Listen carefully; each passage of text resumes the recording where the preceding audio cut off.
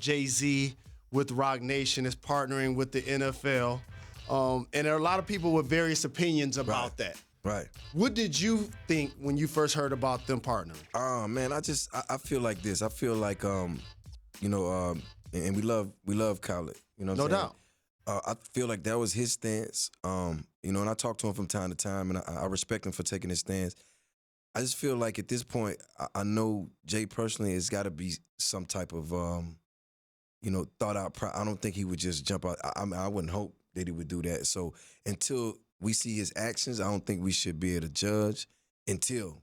Now, if we walk away and say, that ain't what we thought was going to happen, that'll be different. You know what I'm saying? But, we got to see. We got to have one foot in, because other than that, we on the outside as a culture. Correct. We don't have anybody in. And it's just like, if I'm going to take a stance on something, and another thing, too, I don't never think Jay's been an activist. Mm-hmm. You know what I'm saying? I know I have in certain aspects. So let's just see what the end goal is, and then we can make our decision. And then you never know, him and Colin Kaepernick might sit down and come up to some type of terms. I mean, if it was me, I would get the team and give them 2-3% and make them an owner. You know what I mean? But that's just me. You know what I'm saying? So let's see. But I know it's been a lot of controversy about that, which is crazy. There has. I think it's a really good point. Let's reserve judgment. Let's not judge the press release. Let's judge the actions. Or let's judge the years of work that this partnership develops, and not just the press release in the initial interview. But by the way, just coming from where we come from, and if you really want to take another stab at it, even if it was done that way and the end goal is bigger, I think it was clever to bring a lot of attention to it that way, because now you got eyes and ears. So just make your next move your best move. Everybody watching and listening right now. Yeah, and that's a tactic we use.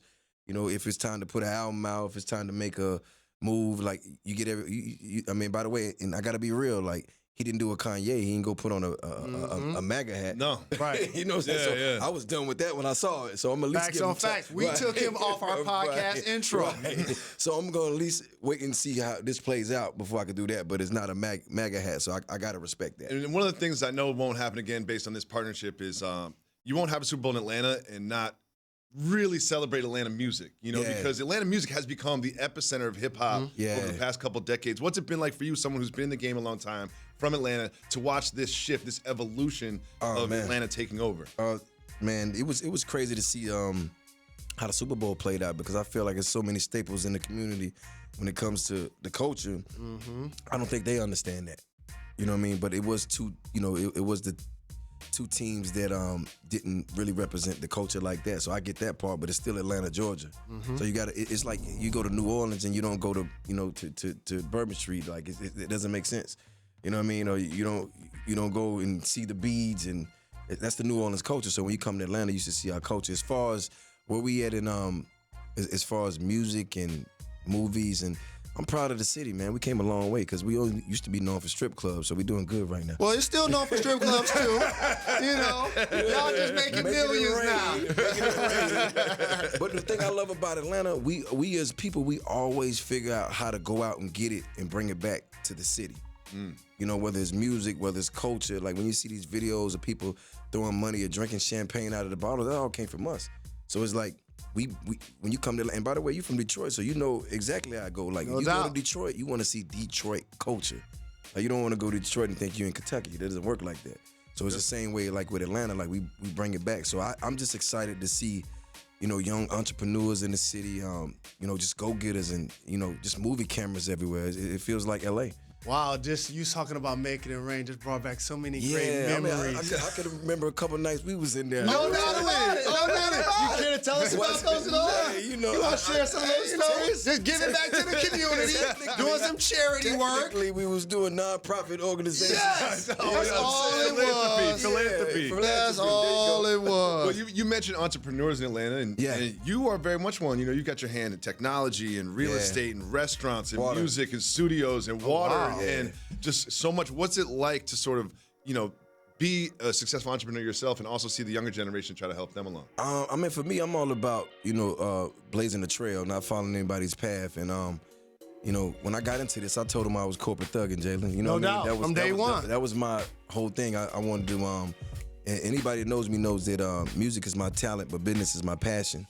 So anything from Figures Wireless right here. So we got our own cell phone company. Let's get it. We have the earbuds that translate languages in real time in your ears. We have the flat screen TVs that you can watch any channel from any country.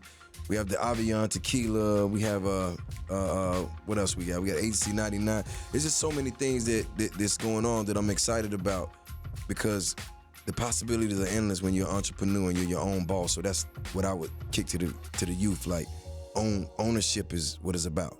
Continue to elaborate on that part of it, because that's what gets lost, and tell everybody where they can find all of the things that you're promoting. So Figures Wireless, you can find it on at Figures Wireless.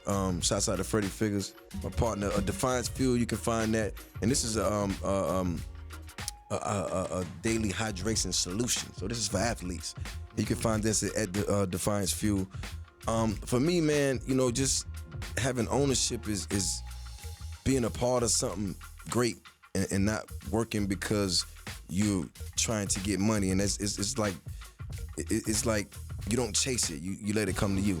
You know what I'm saying? And building things from the ground up, you actually get a chance to see them blossom and grow. And it's something that you're really proud of. And it's just like you're not going in to punch a clock for money. I feel like that's selling your soul. So I would preach ownership all day. Thank you so much for watching ESPN on YouTube. For more sports highlights and analysis, be sure to download the ESPN app. And for live streaming sports and premium content, subscribe to ESPN+.